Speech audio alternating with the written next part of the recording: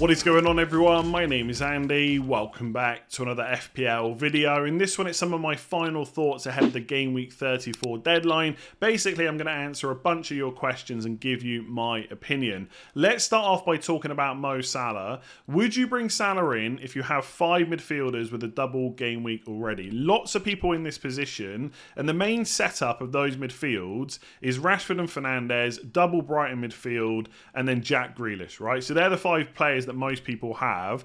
The way I'm going to handle this question is discuss what I would do or what I think I would do in this situation, and then probably play devil's advocate with my own answer. So if I had those 5 midfielders, I would want Salah in. I think he's the best midfielder from now until the end of the season. I'd find it really hard to look past the fact that he's got 2 home games against Spurs and Fulham, then another home game in Game Week 35 against Brentford. So I would want to drop one of them.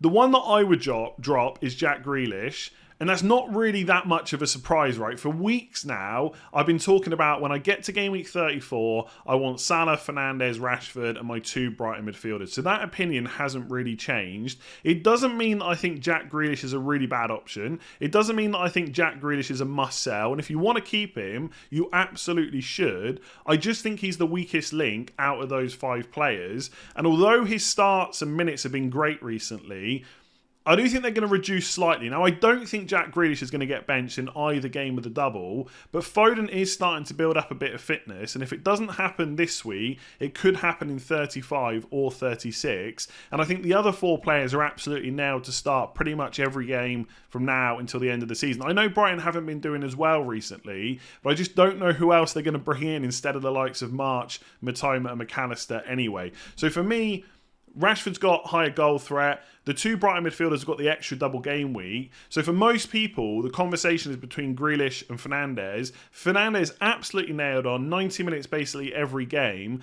and he's the penalty taker as well. And there's a big chance that he just keeps playing number 10 from now until the end of the season. So all this talk about him dropping deeper, with Casemiro and Eriksen back, it's just not going to happen anywhere near as often. So I would probably drop Grealish for Salah rather than any of the others.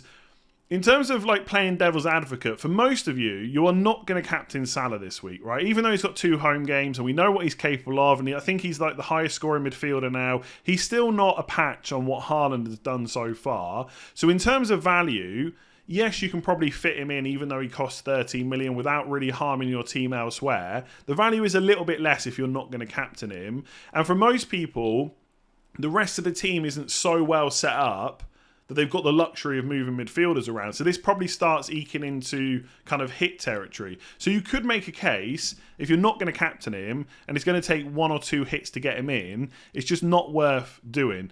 I do think those arguments are worthwhile thinking about. I don't think it would be enough to put me off, because I do think he's the best midfielder from now until the end of the season. So that's the only downsides I can really think of bringing Salah in. Like, none of those 5 midfielders that most people, or a lot of people already own, are bad. There's nothing wrong with them. If you want to roll with that, you absolutely can. But I would definitely bring Salah in, and it would almost certainly be for Grealish. But like I said, that opinion hasn't really changed much for weeks, right? Grealish has always been like the 6th midfielder that I would want if one of the others got injured. And I think that's what people were hoping, that by the time we got to 34, Rashford or Fernandes would be injured and their decision would be made. That's not the case, and now you've got to make it. For me, it would be Grealish. Let me know down in the comments below if you disagree. So this question's about Brighton midfielders. Essentially, should we be using transfers or even hits to swap them around to make sure that we got the optimal combination for the rest of the season? Because although there's only 5 game weeks left, Brighton have got 8 fixtures, so that's a lot of minutes and potentially a lot of FPL points to be gained if you're on the right combination. My short answer is no, I don't think it's worth a hit. Is it worth a transfer? Maybe, but I'd really want to be sure that the rest of my team is looking pretty good before I start swapping Brighton midfielders around, because which combination is optimal right now could be different in a few weeks. So I think for a lot of people, they're considering getting rid of McAllister in case he plays deeper for the rest of the season, knowing that March and Matoma usually set up in a more attacking position. So I do kind of get that. Let's not forget that McAllister is pretty much nailed, and he is nailed, right? Let's just say that. All 3 of them are really, and he's also first choice penalty taker. So there's still lots of benefits to having someone like McAllister in your team.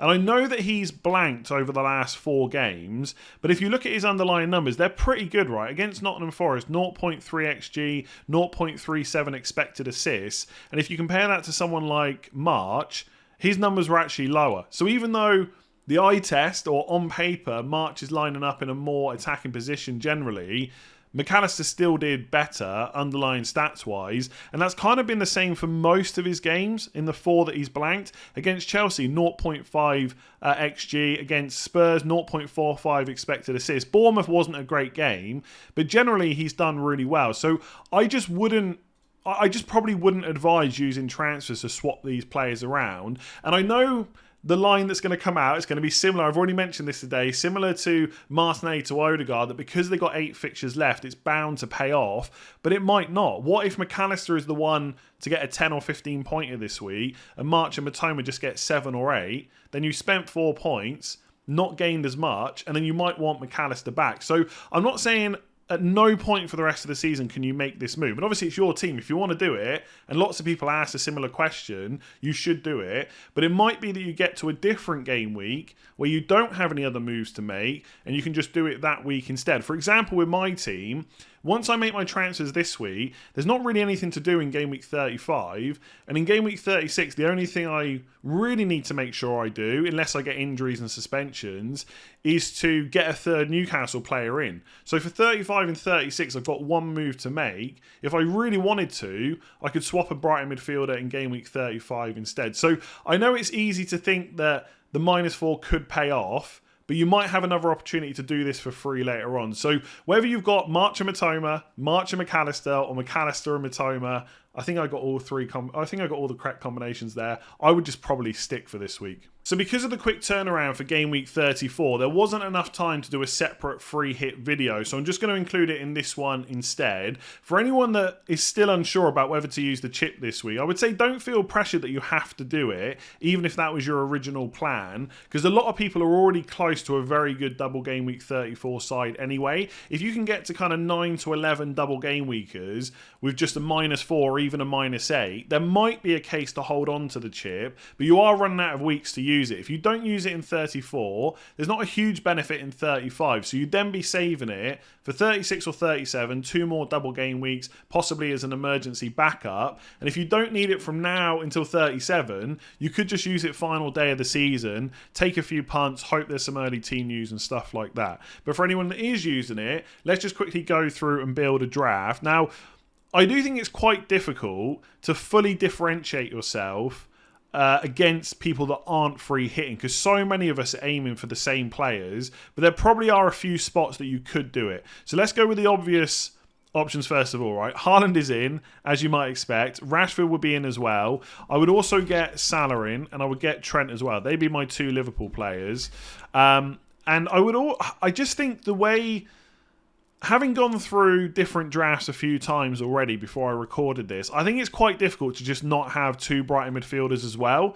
So if I was building a free hit this week, I think Haaland, Salah, 2 Brighton midfielders, you can put McAllister in if you want, Rashford and Trent. Those 6 players would probably be in pretty much every draft that I built. So let's just call them pretty much locked in. Easy to say when you're not actually free hitting, of course. One of the difficult spots to fill is the second striker if you're going to play 3-5-2, and I'm not sure there's enough interest in defenders to play 4 at the back if you're free hitting, because if you're free hitting in a double, you want 11 double game week players. Now one of the players that a lot of people would have gone for is Jota, but he's been flagged, knock, 75% chance of playing. We don't know if it's going to keep him out, but if you want to go for a punt that no one's going for outside of free hit, you could look at someone like Darwin Nunez instead of Jota, who is fit and is quite likely to get at least 1 start over the next 2. And you don't have to worry about him after that because you'll have your normal team back anyway. If you do that, I would still be tempted to go for Fernandes if you can fit it in. One defender would be from Man City like Diaz, and then you've got 11.6 million spent. So you've got a couple of options here. You can go for Ederson as your 3rd Man City player. So double defence, Fulham away, West Ham at home, not that bad. And then Haaland. Fernandes, who I think is going to be quite a big differential this week because a lot of people already sold him. Some people are even thinking about selling him to Salah, and a lot of people just not buying him back. Like Joe Linton at the time of recording has more transfers in this week than Fernandes. So I think he's going to be quite a differential. And then obviously you've got to fill one more defender slot, but you haven't got a Liverpool slot, you haven't got a Man City slot either. So it would have to be either Brighton or Man United. I'll let you decide whether you want Shaw or Estupiñán. Now for people that maybe don't want Fernandes, perhaps you want like the biggest differential of all this week, that is probably Kevin De Bruyne. Now, according to Pep Guardiola, I think he said basically everyone's fit apart from Ake. So De Bruyne should be fine. He is 12.1 million, but not many people outside of free hitters are going to get him this week. Some people will go for him instead of Salah, but on a free hit you can get both. But you do have to make some sacrifices. So one could be to get Steele in goal instead of Ederson. That frees up a lot of money because he's only 3.9 million. Maybe a slight risk, but I think he's going to play all the game or most of the games going forward in the Premier League. And then you've still got 5 million to spend on this spot, right? So you could keep Darwin and De Bruyne. The other, I don't know, this could be someone like, I don't know who we could fit in here actually. I think even someone like Luke Shaw is slightly more expensive. So then we'd have to find 0.1 million. Maybe John Stones instead of Diaz. You might have more or less team value than me anyway, so I don't want to spend too long on it, but that could be an option. If you don't want to go for a Liverpool forward, because the 6 teams that are doubling are Liverpool, Fulham, Man City, West Ham, Brighton and Man United, there's not too many other forwards that are going to play twice. Evan Ferguson is a doubt.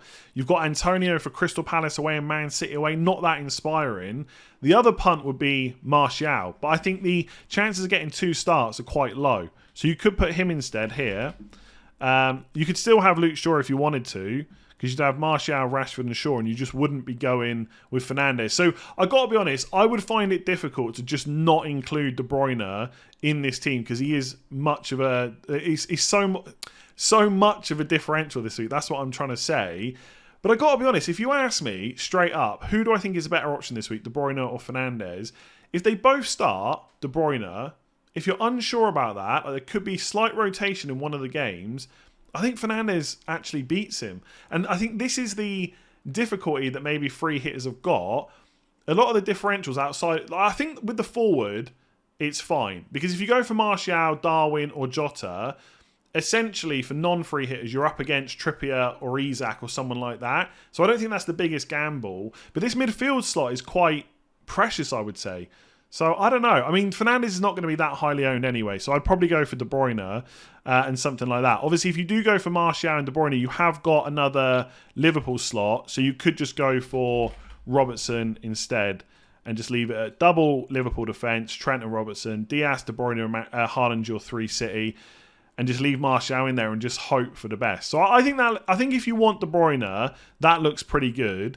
If you don't want De Bruyne, I would just switch to Fernandes and then just change my goalkeeper to Ederson. Either way, I probably want triple Liverpool, triple Man City, and maybe triple Man United. I don't think that's an absolute necessity. Something like that anyway. Let me know below which players have I just completely missed out that you would want instead of any of them. Let me know below. Okay, so what do I think about triple captain in Haaland this week? I think if you've still got the chip left, it's looking pretty great, right? I don't think there's a better week to use it for the rest of the season. We do have more double game weeks to come, including one for Haaland, but it's not going to be as good as the one that he's got this week. So the double this week is Fulham away and West Ham at home, and in game week 37, it's Chelsea at home and Brighton away. And don't get me wrong, if Man City are still playing a very full-strength squad for both of those games, they're probably going to win both and score goals. So Haaland will still get on the score sheet, but his points potential is much higher this week, and we know he's fit right now and he's probably likely to start both of those games.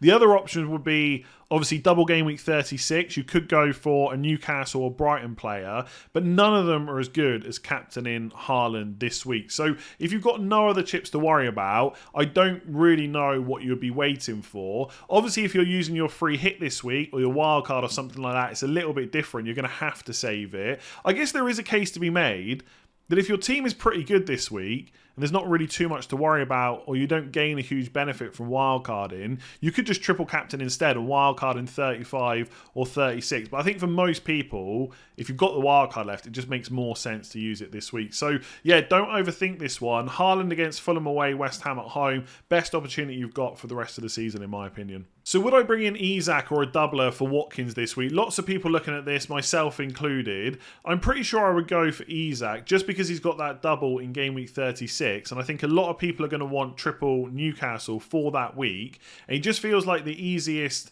way to do it because the midfield is absolutely stacked right now. So to make a case for a Newcastle midfielder, even Jacob Murphy or Joelinton, who can't stop scoring right now, is going to be difficult. If you're on double Newcastle defence, it then means getting Pope, so switching a goalkeeper, or a third defender. And I just think Isak is probably a little bit more exciting. And if you look at the double game week forwards available this week, Evan Ferguson has a knock, so you can't really go there. Alvarez, there's no guarantee that he gets a start in this double game week. I know a lot of people are looking at that, but if I think that De Bruyne is fit and Haaland's probably not going to get benched for either game, I'm not sure where Alvarez comes in. So De Bruyne might miss one game and Alvarez plays, but I think it's a bit of a risk. So I probably wouldn't go there and then block the third Man City spot as well. Martial is going to get at least one start in the double, you'd imagine, maybe two, but he just got benched against Spurs because his minutes need managing. So that's going to continue for the rest of the season. Now, to be fair, if you're someone that's got like Rashford and maybe a defender and you're not looking to get Fernandes, maybe it doesn't matter about blocking that third Man United spot. So you could take a risk on Martial over Isak.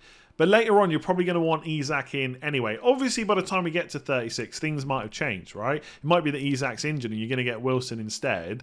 But ultimately, if he stays fit, you're going to want to just keep Isak. And then the other option is Antonio. His underlying numbers are right down this season compared to previous seasons we've kind of owned him for. And also, it's 2 away games, and one of them is Man City. So it's asking for a lot to even outscore Isak against Southampton at home.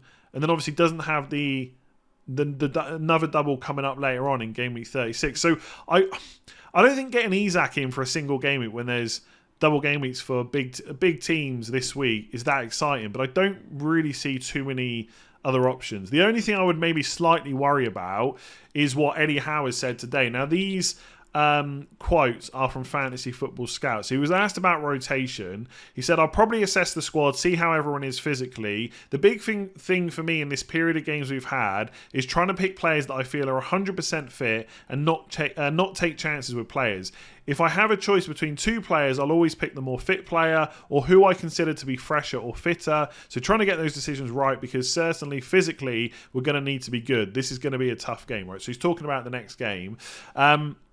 Then he was asked whether he's going to start Isak or Callum Wilson against Southampton. He said, I don't know at this moment in time. It's too early to say. I need to watch more of Southampton and then I'll make my decision. So I think this maybe puts slight doubts on Isak, but everything we've seen recently in terms of how these players have been picked shows that Isak has been fairly nailed. And I do wonder whether when he says stuff like that, he's just trying to keep Callum Wilson happy, because obviously he's not been getting as many minutes. So the only kind of 2 games Isak hasn't started in the last 8 have both been quick turnarounds in 29 and 33. So I find it very hard to believe he's not going to start this game. Going forward, maybe he'll miss one of Arsenal, Leeds, Brighton, etc. But I think he's going to get enough minutes to kind of warrant his place in our side. I think so anyway. That's the comments. Let's go back to the question. So, yeah, as it stands right now, I'm probably going to go for Isak myself. It's worth saying I've got triple Man United, so I couldn't get Martial anyway. If you've got that slot open and you want to take the risk and you hope that he gets at least one start, maybe 2, and like I said, you're up for a punt, maybe go for Martial instead. Okay, so if you had both, would you start Isak or Trippier? Now, it is possible I'm going to have this dilemma by the time we get to the deadline tomorrow. I haven't quite decided what I would do, but here's how I'm thinking about it right now.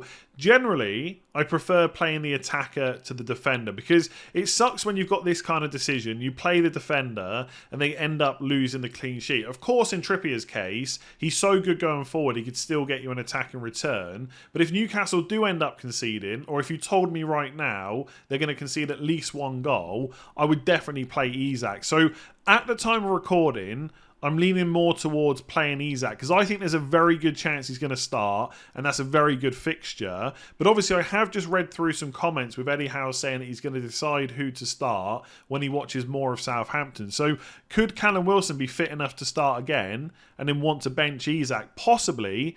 So if you're really uncertain, you could use the ever so slight doubts around Isak to just play Trippier instead. But I think it's very unlikely that Isak will be benched for 2 games in a row. The other thing to consider, depending on what type of FPL manager you are, Trippier's ownership is going to be much higher. So if it is one of those games where he finally gets an assist, 3 bonus and the clean sheet, finishes on a 12-pointer, that's going to hurt. But at the same time, Southampton at home is such a good fixture. Who's to say that Isak won't go and get 2 returns anyway and match him? And obviously, if you're playing Isak over Trippier, you're also hoping that Southampton concede. So if I had to make the decision right now, I think I would play Isak. But the fear of that massive haul and missing out from it, from Trippier when he's so highly owned, might play on my mind enough where I decide to go for him. So I know that's not a definitive answer, but that's because I don't have one right now. That's how I'm thinking about it. I'd like to think I would play Isak. I feel like it's a little bit more fun perhaps, at least in my eyes, maybe not for everyone's, but I think the fear might grip me too much and I'd probably just play Trippier instead. So you know what, I don't usually cover things like controversial assists in these videos. I usually leave that until the live streams. If someone brings it up, I'm happy to discuss it. But this question was asked so many times when I put out the tweet last night. I guess because it had just happened, I thought I'd run through it. So why did Kane get an assist for the first goal last night, but Isak didn't get one for the Jacob Murphy goal? Now what I'll say is this isn't necessarily my opinion on what should have happened. This is trying to explain why I think FPL didn't give it, because they don't really ever come out and kind of explain these things. So don't shoot the messenger. I guess I'm just trying to explain the rules. So for the first goal for Spurs, Kane took a shot. It rebounded off a Man United player. I can't remember which one it was. It fell to Pedro Porro. He shot and scored. So because it was a shot and it rebounded back off, that is an assist by the rules. So awarding that to Kane was correct. You can think the rules are stupid. You can think the rules need to be changed. If you do, send that feedback to the official FPL account, not to me. I can't make these changes. But by the rules for this season, that was an assist. If you shoot and it comes back off the woodwork and falls to one of your players and they score, that's an assist. Same if it's a goalkeeper save, and same if it comes back off a player. So definite Kane assist. The reason I think... one reason that people are comparing Isak to Kane is because they're annoyed they didn't get the Isak assist, but also because for Isak there was also a deflection. But the key difference is, and how FPL treat them differently, is one was a shot with Harry Kane, and with Isak it was a pass. Now you can argue that it was a shot, but I think if you go and watch it, he was passing, not shooting, and he was trying to pass to Callum Wilson. So rebounds don't matter because it's a pass, not a shot, and then it comes down to intended destination. So yes, he went on this great run, took on all those players, and obviously we want him to get the assist because of that, but that doesn't matter. All that matters is the final pass. He tries to pass it to Wilson. That's the intended destination. Again, you can argue that, but that's what it looks like. It hits off a defender, gets deflected to... probably shouldn't say deflected because that just makes it worse. Gets deflected to the back post, changing the intended destination. Murphy scores, and therefore Isak doesn't get an assist. Again, FPL haven't come out and said that, but that's the interpretation I kind of have from watching the assist. So does it suck? Does Isak deserve some points for that great run? Absolutely. Should that rule be changed? Possibly, right? That's up for you to kind of think about yourselves. But that is why it probably wasn't given. Maybe FPL will come out and I've got it completely wrong and it was for some other reason, but that's what it kind of looks like. For what it's worth, I said this on Twitter, this won't make you any happier. The Ederson missed assist, where it went down the pitch, defender didn't change its direction, it carried on going forward, went to the only Man City player there, and they scored, I think it was Haaland, wasn't given. By the FPL rules, that Ederson assist was much more of an assist than Isak's, which sucks to say, but that's the way it is. Anyway, I thought I'd explain that. I'm leaving that video there on that great positive note. I guess it's positive if you're not an Isak owner. Should he have got it? Maybe, but not by the rules. Give that video a like if you enjoyed it. Hit subscribe if you haven't done so already, and I'll catch you again tomorrow for the deadline stream.